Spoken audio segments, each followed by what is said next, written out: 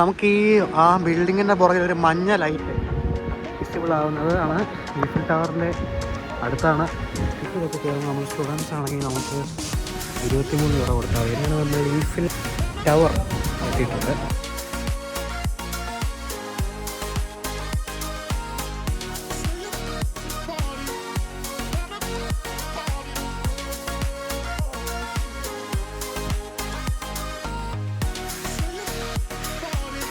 Hello guys, എല്ലാവർക്കും welcome back to AB vlogs. ഇന്ന് നമ്മളൊരു പ്രത്യേകതരം വീഡിയോ ആയിട്ടാണ് വന്നേക്കുന്നത്. ഇന്ന് നമ്മൾ പാരീസിലുള്ള ഈഫിൽ ടവർ കാണിക്കാൻ വേണ്ടിയാണ്. എല്ലാവർക്കും ഈഫിൽ ടവർ പാരീസിലാണെന്ന് ഞാൻ ചുമ്മാ എടുത്ത് പറഞ്ഞതേ ഉള്ളൂ. നമ്മളപ്പം അങ്ങോട്ട് പോകുന്ന കാഴ്ചകൾ കാണിച്ചു തരാം. നമ്മളിന്ന് ഈഫിൽ കാണാൻ ഇറങ്ങിയ ഒരു പ്രത്യേകതയും കൂടെ ഉണ്ട്. നമ്മളെ ഫ്രണ്ടായ ഗോഡ്വിൻ ചേട്ടൻ്റെ ബർത്ത്ഡേ ആണ്. അപ്പം ഇന്ന് ഈഫിൽ കയറി കേക്ക് മുറിക്കാൻ പോവുകയാണ്. അതാണ് ഇന്നത്തെ ദിവസം ഒരു വലിയ പ്രത്യേകത. അപ്പം നമ്മൾ ഇതൊക്കെ അന്വേഷിച്ചുകൊണ്ടിരിക്കുകയാണ്. ഈ കടകൾ എവിടെ കേക്ക് വാങ്ങിക്കണം. അപ്പോൾ നമ്മളത് തപ്പിക്കൊണ്ടിരിക്കുകയാണ്. ആൾക്കാർ കൂടുതലും ഇങ്ങനത്തുള്ള ഫ്ലവേഴ്സും അവരുടെ കാര്യങ്ങളൊക്കെ ഭയങ്കര ഇഷ്ടപ്പെടുന്ന ആൾക്കാരാണ്. കാരണം ഇവിടെ നമ്മൾ ഏത് വീട്ടിൽ നോക്കിയാലും നമുക്കൊരു ഫ്ലവർ കാണാൻ പറ്റും. കാരണം ഇവർ ഗാർഡൻ അങ്ങനത്തുള്ള കാര്യങ്ങളൊക്കെ ഭയങ്കര ഇഷ്ടമുള്ള ആൾക്കാരാണ്. ഇത് നോർമൽ ബസ്സാണ്, പക്ഷേ ഇത്രയും ബസ്സിൽ തന്നെ നമുക്ക് ഷെങ്കൻ കൺട്രീസ് മൊത്തം ട്രാവൽ ചെയ്യാൻ പറ്റും. നമ്മൾ വിചാരിക്കും നോർമൽ സ്റ്റെപ്പാണ്, പക്ഷേ ഈ സ്റ്റെപ്പ് വഴി ഇറങ്ങി പോകുമ്പോഴാണ് നമുക്ക് അണ്ടർഗ്രൗണ്ടിൽ കൂടെ ട്രെയിനും എല്ലാം എടുക്കാൻ പറ്റുന്നത്. പിന്നെ ഇവിടുത്തെ ആൾക്കാർ എപ്പോഴും പെറ്റ്സിനെയും കൊണ്ടാണ് നടക്കുന്നത്. ഇതാണ് ഇവിടുത്തെ ഒരു നോർമൽ കട. വേറെ നോർമലാണ്. അത് തന്നെ ക്രോസോണ്ട് കഴിഞ്ഞാൽ ഇവിടെ ഫേവറേറ്റ് ഭക്ഷണമാണ് ബക്കറ്റ്. ഇവിടെ ഏറ്റവും കൂടുതൽ കഴിക്കുന്ന ബക്കറ്റാണ്. ആ ബക്കറ്റ് കഴിച്ചാൽ ഇവരുടെ ഒരു ഫ്രഞ്ച് കൾച്ചർ എന്ന് പറഞ്ഞാൽ ഇവർ രാവിലെ ഒന്നും കഴിക്കത്തില്ല. ഉച്ച തൊട്ടാണ് ഇവരുടെ കഴിപ്പെല്ലാം സ്റ്റാർട്ട് ചെയ്യുന്നത്. ഇവിടെ നമുക്ക് ലാംഗ്വേജ് എപ്പോഴും ഫ്രഞ്ച് തന്നെയാണ്. ഇവിടുത്തെ ആൾക്കാർ ഒരിക്കലും ഇംഗ്ലീഷ് സംസാരിക്കത്തില്ല. ഇതാണ് മിൻഹാജ് ചേട്ടൻ, ഞങ്ങളുടെ പടനായകനാണ്. ഇവിടുത്തെ വഴികളെല്ലാം അറിയാം, ഏത് ഓട് വഴികളും അറിയാം. മിൻഹാജ് ചേട്ടൻ നായകൻ, ബർത്ത്ഡേ ബോയ് ആണ്. ഇന്നത്തെ നമ്മുടെ ബർത്ത്ഡേ ഈവൻറ്റ് നമ്മൾ കളറാക്കുന്ന ഗോഡ്വിൻ ചേട്ടനാണ്.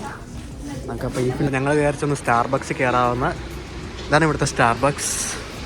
ഇത് നമ്മൾ കയറുമ്പോൾ തന്നെ ഇപ്പോൾ വെയിറ്റിങ്ങിലാണ് നമ്മുടെ സ്റ്റാർബക്സ് സാധനം കിട്ടാൻ വേണ്ടി. മാക്സിമം അവരെ ഫാസ്റ്റാക്കണം. നമ്മുടെ സാധനം തന്നെയാണ് സ്റ്റാർബക്സ് ഒക്കെ. ഇവിടെ എല്ലാം കൊണ്ടും രസമാണ് സ്റ്റാർബക്സ്. അപ്പോൾ ഇത് കുടിച്ചിട്ട് ബാക്കി കാണാം. അപ്പം അവരെ പതുക്കെ സ്റ്റാർബക്സും കാര്യങ്ങളൊക്കെ കഴിച്ചു തുടങ്ങി. നമുക്ക് അങ്ങേയറ്റത്തെ ഒരാളെ കാണാം. ഇവർ ഫാഷനിൽ, അതായത് ഇതൊരു ഫാഷനിലെ വേളാണ്. എപ്പോഴും ഒരുങ്ങി നടക്കത്തുള്ളൂ. അപ്പം നമ്മൾ ഒരുങ്ങി നടന്നില്ലെങ്കിൽ നമുക്കൊരു വില കിട്ടത്തില്ല. ഇവിടെ ഇങ്ങനെയാണ് ഫണ്ട് പേയ്മെൻറ്റ് ചെയ്യുന്നത്. നമ്മളല്ലാതെ ഒന്നും ചെയ്യാൻ നമ്മുടെ ഫോൺ ചുമ്മാ മന്ത്രിക്കട്ട് വെച്ചാൽ മാത്രം മതി. അല്ലാതെ QR കാര്യങ്ങളോ ഒന്നുമില്ല. ജസ്റ്റ് ഒരു ഫ്രഞ്ച് എഴുതിയൊക്കെയാണ് 2 ആനിവേഴ്സറി എന്നാണ് ഇവിടെ ബർത്ത്ഡേക്ക് പറയുന്നത്. നമ്മുടെ ബർത്ത്ഡേക്ക് നമ്മൾ സ്റ്റാർബക്സിൽ നിന്ന് ഇറങ്ങിയിട്ടുണ്ട്. ഇപ്പം നമ്മൾ ഈഫിലേക്ക് നടന്നുകൊണ്ടിരിക്കുകയാണ്. ഇതിനെ എല്ലാവരും city of love, city of fashion എന്നൊക്കെ വിളിക്കുന്നത് ഇതുകൊണ്ടൊക്കെയാണ്. ഇവിടെ എപ്പോഴും അലങ്കാരവും കാര്യങ്ങളൊക്കെ നമുക്ക് കാണാം. ഇവിടെ സൈക്കിളിനാണ് ഏറ്റവും കൂടുതൽ പ്രയോറിറ്റി. നമ്മളിപ്പോൾ കാറേ വന്നോ ബസ്സേ വന്നോ ഒന്നുമല്ല. ഇവിടെ ഇപ്പം സൈക്കിളിനിവിടെ പ്രത്യേക ട്രാക്ക് വരെ ഉണ്ട്. കാര്യം എന്ന് പറഞ്ഞാൽ ഇപ്പം ബസ് ഇപ്പോൾ വരുവാണെങ്കിൽ നമ്മളെ ഫ്രണ്ട് സൈക്കിൾ പോവുകയാണെങ്കിൽ ബസ് നിർത്തിയിട്ട് കൊടുക്കും. ഇവിടുത്തെ ആൾക്കാരെല്ലാം കൂടുതലും യൂസ് ചെയ്യുന്ന സൈക്കിളാണ്. ഇവിടുത്തെ അവരുടെ ഒരു കൾച്ചർ അതാണ്. സൈക്കിൾ അവർക്ക് എക്സസൈസും ആവും. അതാകുമ്പോൾ അവർക്കൊരു എൻജോയ്മെൻറ്റും ആവും. ഇവിടെ നമുക്ക് സൈക്കിളിന് പ്രത്യേക പാർക്കിങ്ങും സൈക്കിളാണ് ഇവിടെ ഏറ്റവും കൂടുതൽ പ്രൊമോട്ട് ചെയ്യുന്നത്. വരുന്ന സമയത്ത് ക്യാപ്റ്റൻ ഇതെല്ലാം അനൗൺസ് ചെയ്താൽ ലാൻഡിങ് സമയത്ത് നമുക്ക് റൈറ്റ് സൈഡിൽ ഇരിക്കുന്നവർക്ക് അതിൻ്റെ ഫുൾ വ്യൂ കാണാം. ഇവിടുത്തെ ഞാൻ പറഞ്ഞില്ല, ഇപ്പോൾ ഇവിടുത്തെ എപ്പോഴും ആൾക്കാർ ഇവിടുത്തെ വിഷിങ് ചെയ്തുകൊണ്ടിരിക്കും. നമ്മൾ ഇപ്പോൾ വിഷ് ചെയ്തിട്ടാണ് അവർ പോയത്. അതാണ് ഇവിടുത്തെ പ്രത്യേകത. നമ്മൾ പറഞ്ഞ ഫ്ലൈറ്റ് ഉണ്ട്. ഞാൻ ലെഫ്റ്റ് സൈഡ് ആയതുകൊണ്ട് എനിക്കൊന്നും കാഴ്ചകൾ, അതായത് ഈഫിലിൻ്റെ കാഴ്ച കാണാൻ പറ്റത്തില്ല. പിന്നെ നമുക്ക് എപ്പോൾ കണ്ടാലും നമ്മുടെ വീട്ടിൽ നിന്ന് 10 മീറ്റർ അങ്ങോട്ട് നടന്നാൽ നമുക്ക് ഈഫിൽ കാണാം. ഔട്ടർ പാരയിലൊന്നും അങ്ങനെ ഈഫിൽ കാണത്തില്ല. ഓരോ സ്ഥലത്തും ഓരോരോ. ഇന്നലെ ഞാൻ ഔട്ടർ പാരി പോയായിരുന്നു. അപ്പോൾ ഔട്ടർ പാരി പോയപ്പം ഞങ്ങൾ കൂടുതൽ കണ്ട പള്ളികളാണ്. ഇവിടെ ഫ്രഞ്ച് പള്ളികളൊക്കെയാണ്. ഇവിടെ വൈറ്റ് ചർച്ച് അങ്ങനത്തെ കാര്യമാണ്. വൈറ്റ് ചർച്ചിൻ്റെ ഒരു ക്ലിപ്പ് ഞാൻ ആഡ് ചെയ്യാം. നമുക്ക് ആ ബിൽഡിങ്ങിൻ്റെ പുറകിൽ ഒരു മഞ്ഞ ലൈറ്റ് വിസിബിൾ ആവുന്നത് ആണ് ഈഫിൽ ടവറിൻ്റെ അടുത്താണ്. അതിൻ്റെ ആ ഒരു മഞ്ഞ ലൈറ്റാണ് ഏറ്റവും കൂടുതൽ അത് കാണുന്നത്. ഇതാണ് ഇവിടുത്തെ ഒരു കൾച്ചർ. ഞാൻ പറഞ്ഞില്ലേ, ഡോഗ്സ് ഭയങ്കര ഒരു ഫേവറേറ്റ് പെറ്റാണ്. പിന്നെ ഇവിടുത്തെ വേറൊരു കാര്യം എന്ന് പറഞ്ഞാൽ റോഡ് ക്രോസ് ചെയ്യുമ്പോൾ നമ്മൾ ഭയങ്കരമായിട്ട് ശ്രദ്ധിക്കണം. എന്നുവെച്ചാൽ ബസ്സുകാരൊക്കെ ചിലപ്പോൾ നിർത്തിത്തരും, പക്ഷേ സൈക്കിളുകാരൊന്നും ഒരിക്കലും ചവിട്ടി തരത്തില്ല. അവന്മാർ നമ്മളെ കൊണ്ട് തന്നെ പോകും. അപ്പം സിഗ്നലിന് അവിടെ ചെല്ലുമ്പോൾ അതിൻ്റെ റൂൾസ് ഞാൻ കാണിച്ചു തരാം ബാക്കി. പിന്നെ നമുക്ക് ഇതുപോലുള്ള സ്കേറ്റിംഗ് ബോർഡ് ഒക്കെ ആൾക്കാരെ ഏറ്റവും കൂടുതൽ ഇവിടെ യൂസ് ചെയ്യുന്നതാണ്. നമുക്കതെല്ലാം കാണാം. ദൂരെ കാണുന്നത് ഈഫിലാണ്. മഞ്ഞ് മൂടാൻ തുടങ്ങി, നമുക്ക് ഒന്നും കാണുന്നില്ല ഗൈസ്. പിന്നെ ഇവിടെ ഏറ്റവും വലിയ റോഡെന്ന് പറഞ്ഞാൽ നമ്മളെപ്പോഴും ബസ്സിലൊക്കെ കയറുമ്പോൾ നമ്മൾ ടിക്കറ്റ് എടുക്കണം. ടിക്കറ്റ് എടുക്കാതെ കയറിയാൽ ഭയങ്കര പ്രശ്നമാണ്. നമ്മളെപ്പോഴും ഒരു ബറ്റാലിയൻ പോലീസ് വരും. എന്ന് വെച്ചാൽ ഇവിടെ സെക്യൂരിറ്റീസ് ഉണ്ട്. ഈ ട്രാവലിങ്ങിന് മാത്രമായിട്ട് കുറേ സെക്യൂരിറ്റീസ് ഉണ്ട്. അവന്മാർ വന്ന് ഒന്നുമില്ല, നമ്മളറിയത്തില്ല. നമ്മൾ അപ്പുറത്തിരിക്കുന്നപ്പോഴായിരിക്കും ഒരു ബാഡ്ജ് എടുത്ത് തൂക്കിയിടുന്ന പോലീസെന്ന് പറഞ്ഞിട്ട് ഒരു ഫ്രഞ്ചിൽ പറയും നമ്മളിത് കാണിക്കാൻ വേണ്ടി. അപ്പോൾ നമ്മളത് കാണിച്ചിട്ട് നമ്മളതിൽ ഉണ്ടായിട്ട് നമ്മൾ ആ സാധനം അവിടെ കൊണ്ട് ടാപ്പ് ചെയ്തില്ലെങ്കിൽ എക്സ്ട്രാ ഫൈന്. അപ്പോൾ മാക്സിമം ടിക്കറ്റ് എടുത്താണ് യാത്ര ചെയ്യുക. പിന്നെ ഇവിടെ സ്റ്റുഡൻസിന് നമുക്ക് ഇമാജിനാർ കാർഡുണ്ട്. അത് 26 വയസ്സ് വരെ സ്റ്റുഡൻസിനാണ്. എന്ന് വെച്ചാൽ അവർക്കത് യൂസ് ചെയ്യാം. അപ്പോൾ നമുക്ക് 40 യൂറോ 42 യൂറോ കൊടുത്താൽ മതി. എൻ്റെ കാർഡ് സ്റ്റാറ്റസ് ഞാൻ നോക്കിയപ്പോഴും അവർ ചെയ്തുകൊണ്ടിരിക്കുകയാണ്. അപ്പം കാർഡ് ഉടനെ കിട്ടും. ഇതാണ് ഗൈസ്. ഭയങ്കര ഫോഗാണ്, നമുക്കൊന്നും കാണത്തില്ല.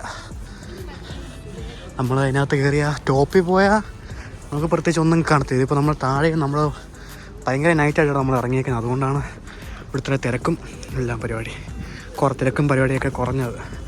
സാധാരണ ഈഫിൻ്റെ അവിടെ വന്ന സമയത്തൊക്കെ ഞാൻ കേട്ടോളൂ ഇവിടെ എപ്പോഴും ഡാൻസും പരിപാടിയൊക്കെ ഉണ്ട്.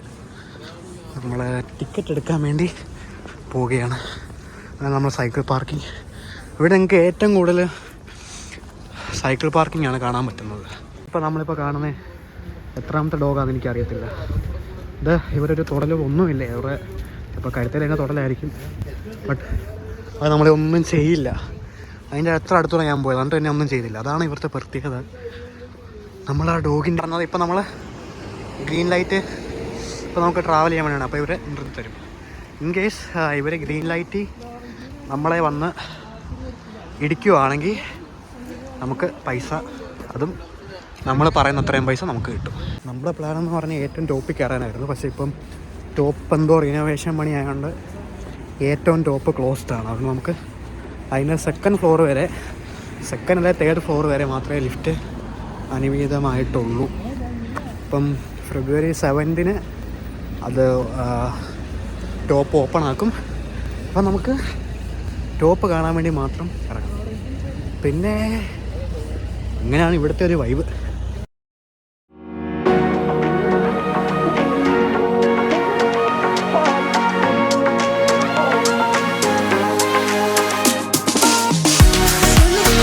മെയിനാത്തൊരു കാര്യങ്ങൾ ഈ വ്ളോഗ് ശ്രദ്ധിക്കണം എന്ന് പറഞ്ഞാൽ ഇവരുടെ ഡ്രസ്സുകൾ ഒരു നോർമൽ ഡ്രസ്സായിരിക്കും അത് ധരിക്കുക, പക്ഷേ അത് ഭയങ്കര ഫാഷനായിരിക്കും.